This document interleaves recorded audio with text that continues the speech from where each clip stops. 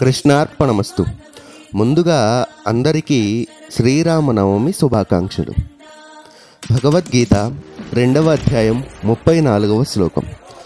అకీర్తిం చాపి భూతాని కథయిష్యంతి తే వ్యయాం సంభావితస్య చాకీర్తి మరణాదతిరిచ్యతే.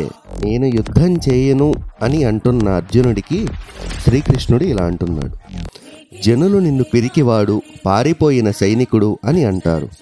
గౌరవప్రదమైన వ్యక్తికి అపకీర్తి అనేది మరణము కన్నా ఘోరమైనది అని శ్రీకృష్ణుడు అర్జునుడితో అన్నారు. గౌరవప్రదమైన వ్యక్తులకు సామాజిక ప్రతిష్ట చాలా ముఖ్యమైనది. క్షత్రియులు సహజముగా ఉన్న గుణములు కీర్తి, గౌరవం చాలా ముఖ్యమైన వాటిగా భావింపచేస్తాయి. వారికి అగౌరవం, అపకీర్తి అనేవి మరణం కన్నా నీచమైనవి. ఉత్తమ స్థాయి జ్ఞానాన్ని అందుకోకపోయినా కనీసం ఈ నిమ్న స్థాయి జ్ఞానము వలనైనా ప్రేరణ పొందవచ్చు అని శ్రీకృష్ణుడు అర్జునుడికి ఇది గుర్తు చేశాడు.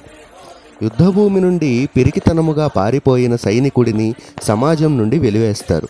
తన కర్తవ్యాన్ని విస్మరిస్తే ఇంతటి అపకీర్తి, అగౌరవం అర్జునుడికి కలుగవచ్చు అని మనం అర్థం చేసుకోవాలి. జై శ్రీకృష్ణ.